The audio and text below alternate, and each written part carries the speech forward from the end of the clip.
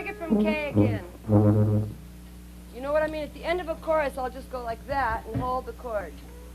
1, 2, could be a different chord.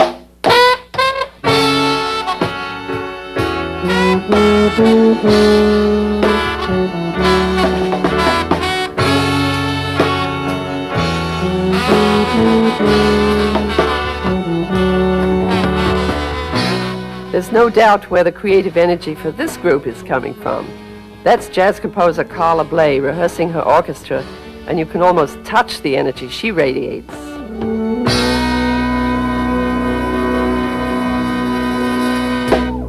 We'll see more of Carla later, but first let me introduce myself. I'm Marian McPartland, and I'd like to talk for a moment about jazz creativity and why I and a lot of people think jazz is so very special. Because jazz is creativity. It's like painting, poetry, dance, or whatever it is we call art. Now, usually we think of classical music in this way, but in classical music, the creativity comes in two parts. There's the composer who works on a piece of music until it's ready for performance, and then there are the musicians who play it. But the jazz musician does both at the same time. You have to be able to play your instrument with as much skill as a classical musician and create new melodic ideas, and not in the privacy of your own studio, but on the spot. Ideas that come out of your heart, your instrument, and your mind while you're playing. Now this is improvisation, and it's the real core of jazz. Of course, jazz is not all improvised. There's almost always some music written or at least pre-planned that serves as the base for improvisation. For instance, you know that Gershwin tune, The Man I Love.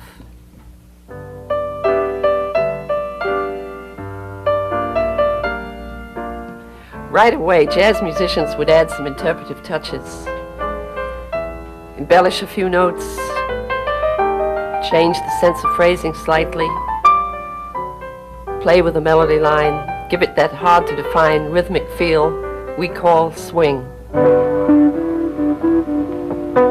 But let me show you how the great jazz guitarist Mary Osborne does it. She's playing here in a 1958 television show. First, Mary gives her own interpretation of the melody.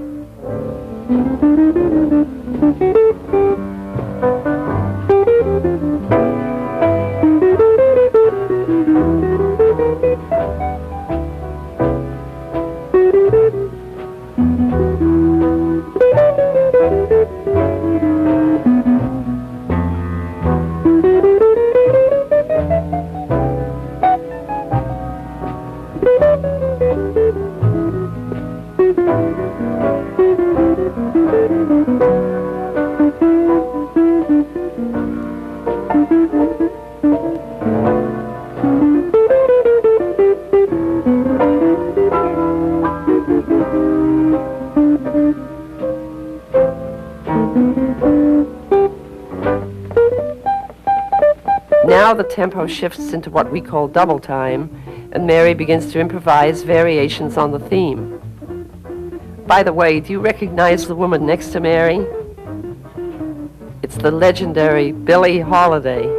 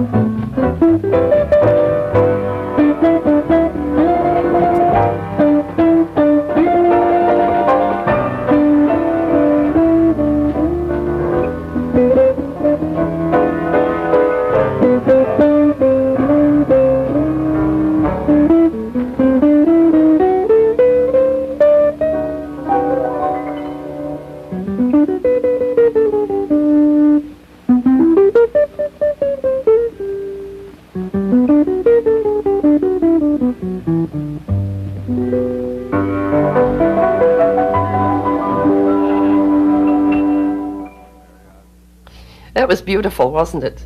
Just some improvisation on an old popular tune. But Mary got so much out of it. It was almost as if she was opening the tune up to see what it was made of. And what she found, she used for her improvisation. There was the original melody.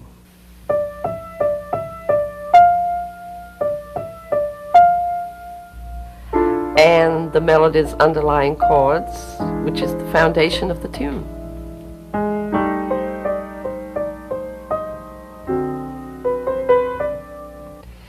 Sometimes Mary improvised by embellishing the melody, but more often she created new melodies, using the chords of the original tune as a starting point.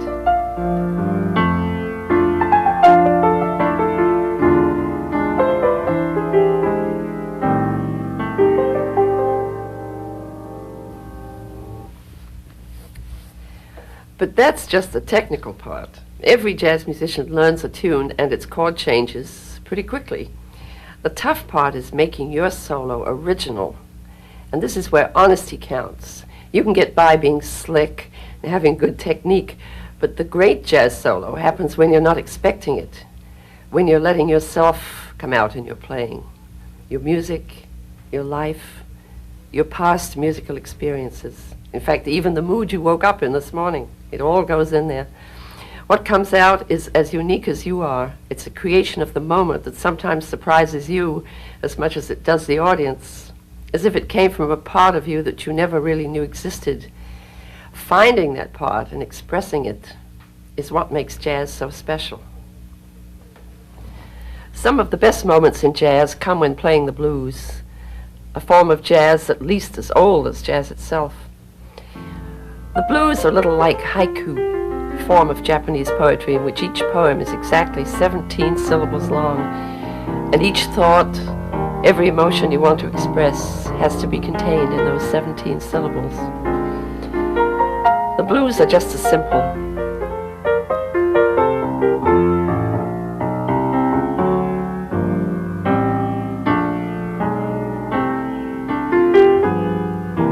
A 12-bar melody over a few basic chords.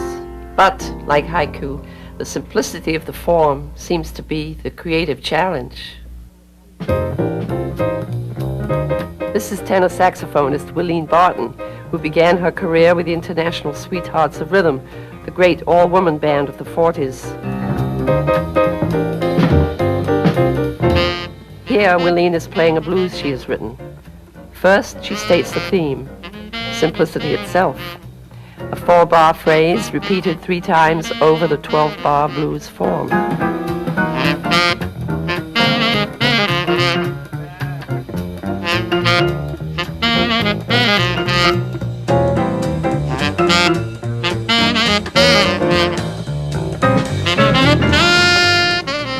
Now she leaves the melody behind and begins improvising off the blues chord changes, which all jazz musicians know well. That's the end of the first chorus, and now she's back at the top, beginning another 12-bar chorus.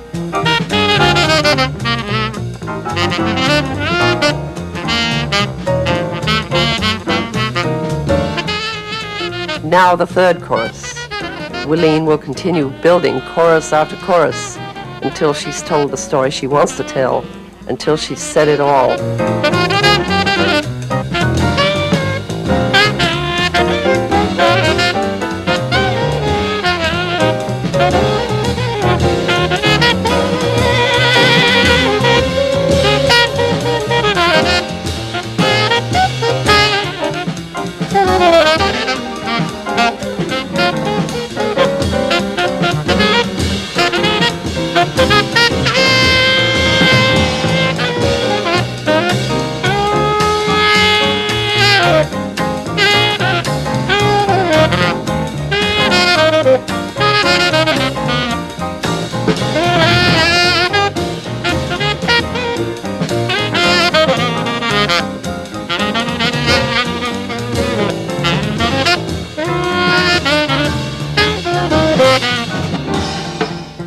And now it's the bass player's turn.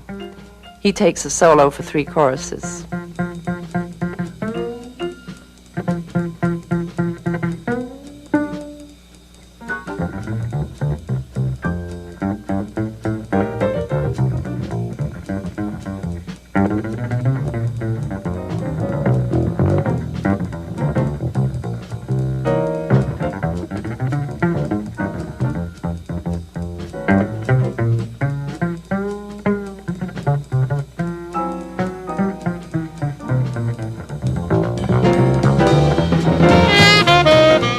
Now Willeen plays the first 4 bars of the chorus, and the drummer answers with a 4-bar phrase of his own.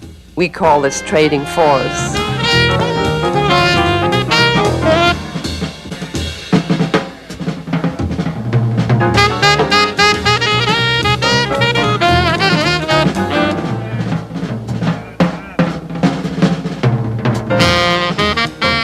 And now it's back to the melody, coming home, a final restatement, a reminder of where the improvisation began.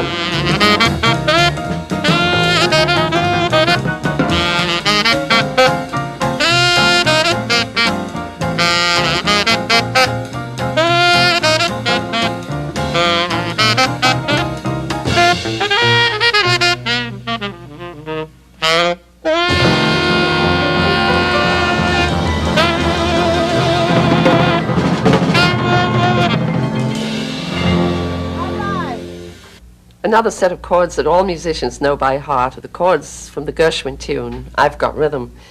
The ones that begin like this.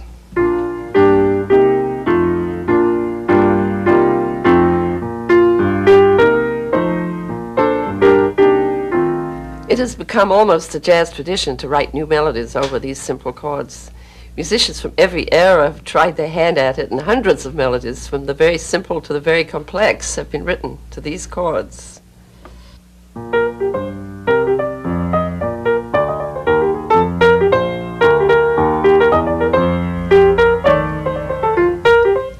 That one was Oleo by Sonny Rollins.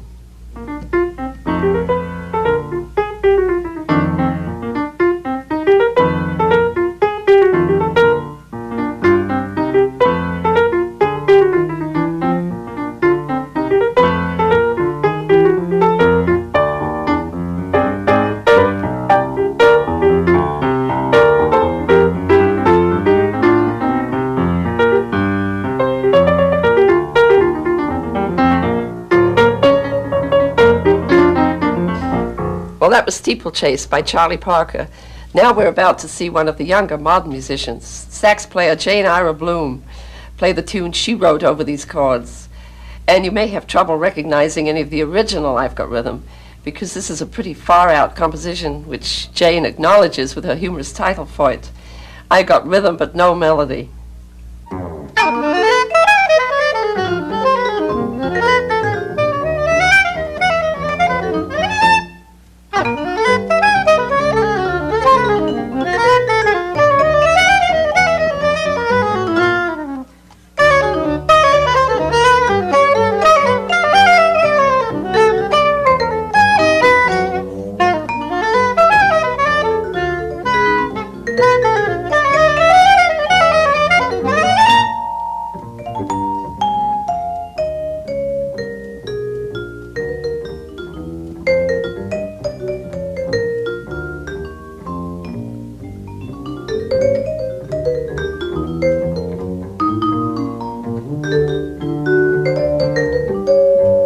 Jane is giving the old tune a new look, not only with the melody she wrote, but by the way she improvises on it. Listen as she begins her improvisation by quoting phrases of the original I Got Rhythm.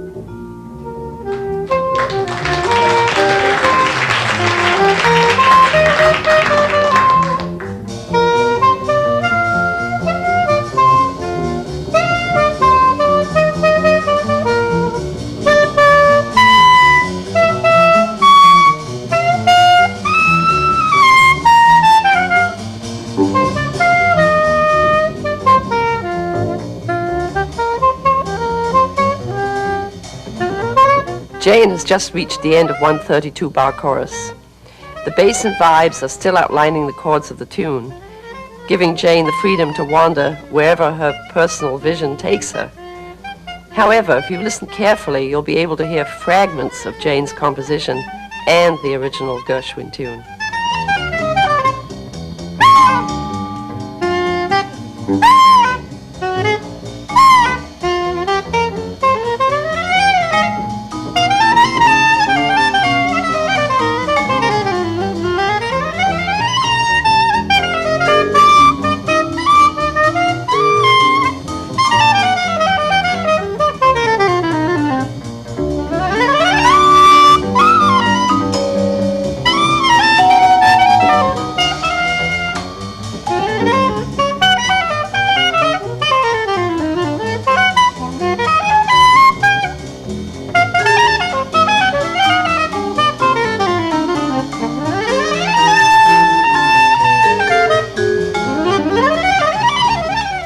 Jane not only improvises on the tune and chord changes, she also tries other techniques, such as experimenting with the sound of her instrument as she points it in different directions.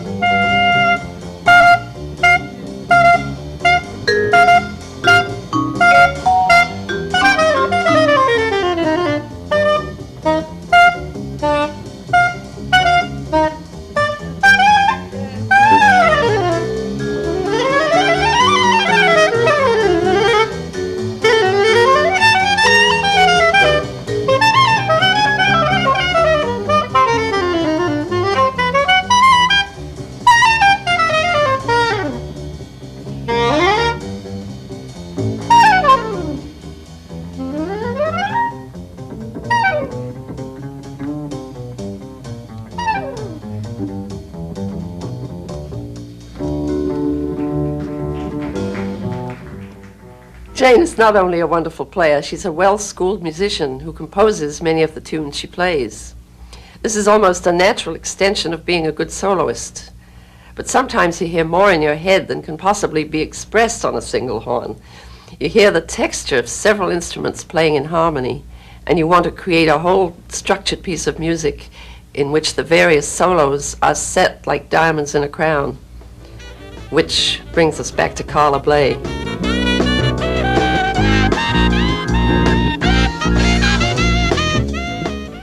When I orchestrate, I orchestrate for 6 horns. In fact, even before I orchestrate, my chords rarely have more than 6 important notes in them, and rarely less.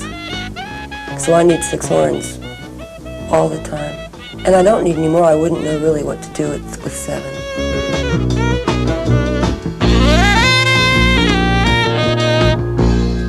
As Carla says, she writes for the 6 horns in her band as well as the rhythm section. But really, she's writing for the people who play them. She gets to know who the musicians are, what sort of sound they get out of their instrument, the way they solo. She's making the whole band an extension of herself. Duke Ellington used to write that way, and it's what gave his band its distinctive sound.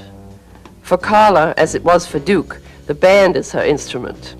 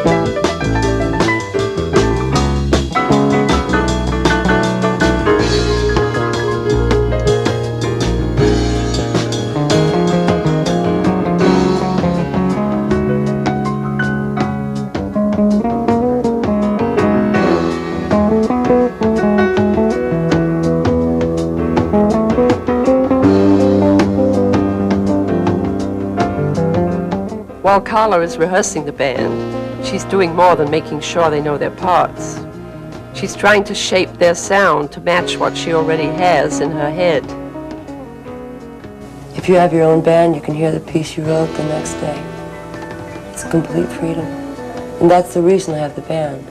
I write a piece, I get it played myself the way it's supposed to be. The first 10 years, everybody else was recording my pieces, and none of them ever quite turned out how I liked.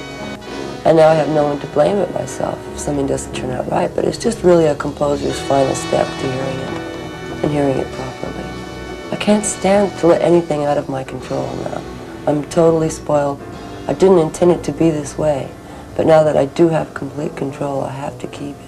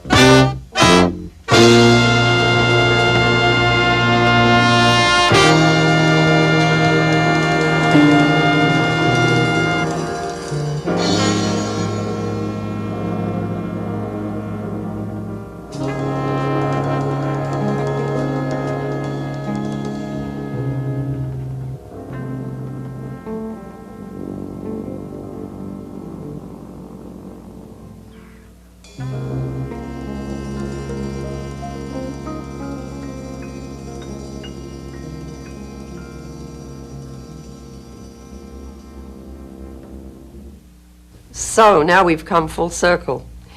We began talking about composition in classical music, and now after seeing how jazz musicians create ideas through on-the-spot improvisation, we've come back to someone who composes for a jazz orchestra. Along the way, we've had the opportunity to see 4 musicians, each representing a different aspect of jazz creativity. 4 out of the thousands who have helped shape jazz history. Oh yes, these 4 musicians are all women, but I hardly think of that anymore. What is more important, each one is an individual voice. Each is a creative force in the world of jazz. The best way a show like this could conclude is with one person who, in her life and her music, represents what we mean when we speak of jazz creativity. Of course, I'm talking about the late Mary Lou Williams, pianist, arranger, composer, teacher, and spiritual force whose music has deeply affected all of us. Mary Lou was already a professional musician when she joined the great Kansas City band Andy Kirk and his Clouds of Joy in 1929. She stayed with that band for 12 years, not only playing but contributing some of its best arrangements. When styles changed and the new music of bebop came in during the late 40s, Mary Lou was right there, expanding the way she played. In the 50s, she joined the Catholic Church, and from then on, religion became an integral part of her life. She formed the Bel Canto Foundation to help needy musicians, and she wrote some profoundly moving religious compositions.